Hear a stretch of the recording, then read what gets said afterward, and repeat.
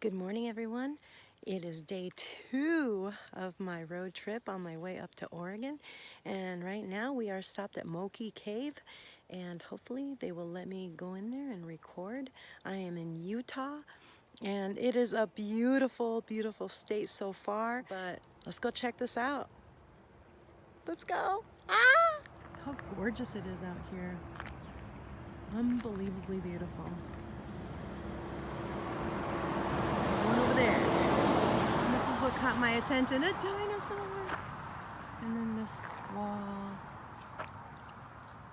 So I think the cave's inside. So it's set up like a dwelling. Very cool. I love this. Oh my gosh. We must peek inside. Look at this. Oh, wow. Totally gorgeous. All right, let's go in. Here's the entrance. Very fun. Do you allow recording in here? Oh, yes, shows here. These were taken back in the year 1951. Okay. Okay, that is the year that my grandparents, Garth and Laura Chamberlain, originally bought and purchased this cave. Oh. Okay, who knew you could buy a cave, right? But in the 50s, times were a little different, and they were able to get a cave. And this is the entrance that you came through in 51. Okay. Now, So one of those your parents? This is my aunt, my uncle, and just two of their friends. My dad wasn't quite born yet. That was taken in 51. My dad was born in 53. Okay. But what my grandparents did here in southern Utah, I don't know if you know this or not, this is where they filmed a lot of the old Western movies. Okay, so like John Wayne, Burt Reynolds, Ronald Reagan, they made a little over 300 movies here in this area. And what my grandparents did is they recognized that these movies brought thousands of people here to southern Utah, and they were making their movies out in the hot desert. They had nowhere to cool off and get a beer at the end of the day. Okay. So my grandparents purchased this cave, and they actually opened it up as a dance hall and a bar. Really? And that's what it was for quite a few years. Awesome. Back behind the teepee there is where my dad says rock and roll started. They'd have live music and dancing back there. Okay. That's the second room that you'll go through there. Oh, okay. So we'll check it out in a little bit. This is where they would go to the bar and serve their alcohol, their firewater. In here? And that's what they did for, like I said, quite a few years. But after all the late nights, the bar fights, and who knows what else, they decided to tone it down just a little bit, turn it into a museum.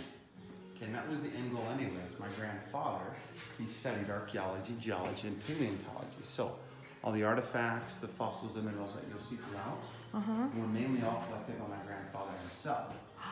These are the original bars and stools that my grandfather made. He also did all the artwork that you'll see behind it. Okay. And so you can start in here, and as you come out, we'll tell you a little bit more as you go along. So you can go in and kind of look at all the artifacts. And 1608, or let's So some before names? my grandparents purchased this cave, this was just a local place where people would come and have fires, carve their names on the walls. So once my grandparents purchased it, they put in this white Portland cement to kind of freshen it up, give it a fresher look. So, Okay. all right, so you can start here, and as you come out, we'll tell you a little bit more as you go along. Thank you. All right, so this is probably going to be a long vlog, but it's okay. Oh, for grinding. Look at all the stuff they found.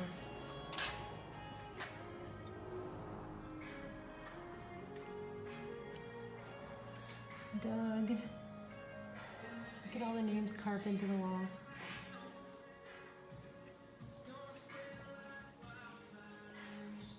Oh, I'm so glad I stopped.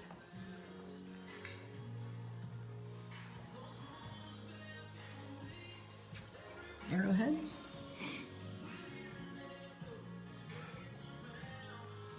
Moqui Indian artifacts.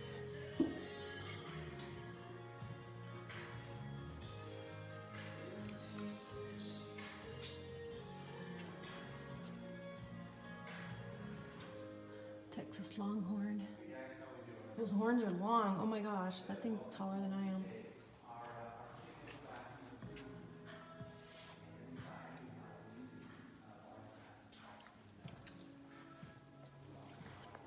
Look at all these bar stools. This is awesome.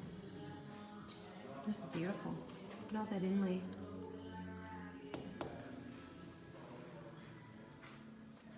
John Wayne.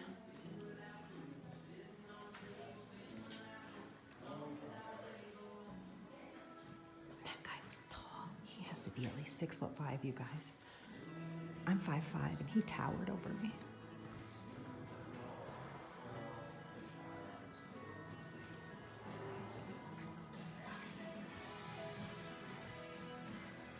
Let's see what they got here that I could to give a memento.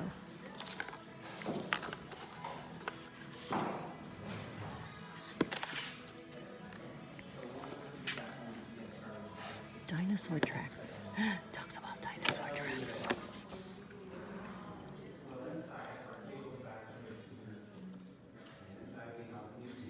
It's all right. If you want to buy any fossils, here you go. Look how pretty and clean these trilobites are. Okay, they used to call him a Buffalo Bill because they look pretty similar. Yeah, he does. I call him Colonel Sanders, though. He looked more like the Colonel. Definitely, but doesn't have the funny white outfit. There you go. He did all the artwork behind the bar stools, the collecting. Yeah. The last hobby that he got himself into here is bronze sculpting. Okay, he picked this hobby up in '87 and he died in '88. So all of these, except this one he didn't do, all these he did within just a year. Oh my gosh. Okay, now he also played for the Pittsburgh Steelers. He was the first player ever from BYU to be drafted to the NFL. Nice. And about $120, $130 a game back then, so a little different. And then he was also in a few of the movies. As he owned the bar, he rubbed shoulders with a lot of the movie stars, writers, and directors. And he finagled his way into a dozen old Western movies. Really?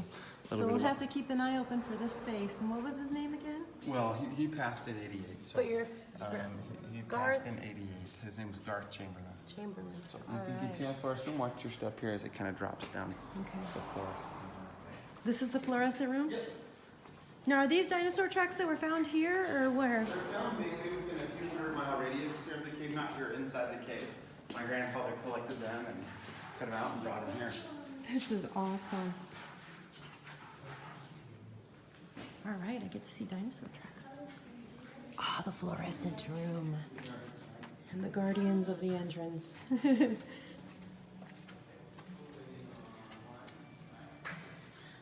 Sea lilies, the fronds.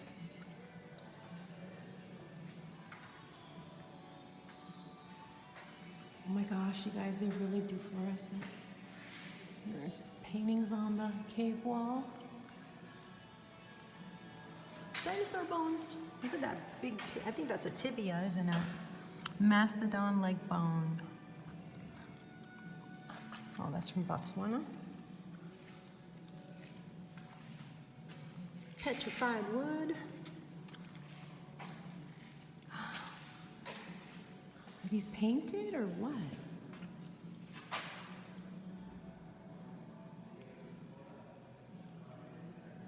Interesting.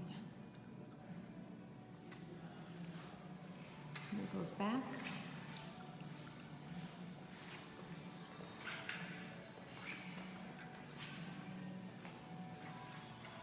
Paintings on the walls, you can barely see them. It's really nice and cool in here. Not hot at all. Money! All kinds of money from different places. All sorts of crystals. Ah, here's those. So these naturally fluorescent.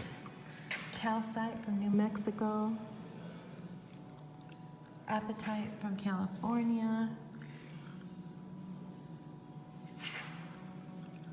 Calcite, Franklin, New Jersey. So these naturally fluoresce under the blue light.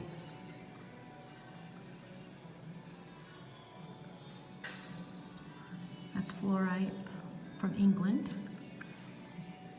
Oh, that one's pretty.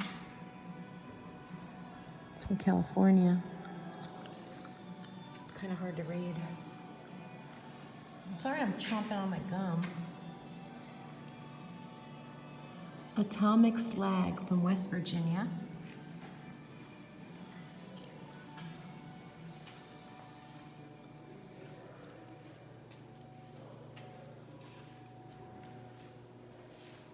I'd say it's about 70 degrees in this cave. I don't think air's pumped in. It has that cave smell. I don't know if anyone's ever been in caves before, but in Arizona we have caves, and definitely has that cave. I haven't seen any bats though, so we probably got rid of the bats.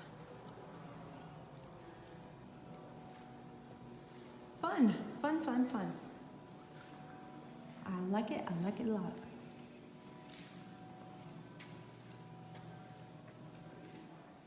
Well, you know, it was just a cool little cave, and it's nice to, you know, support local businesses, so totally worth it. It was $6 to get in, and, you know, it's pretty cool.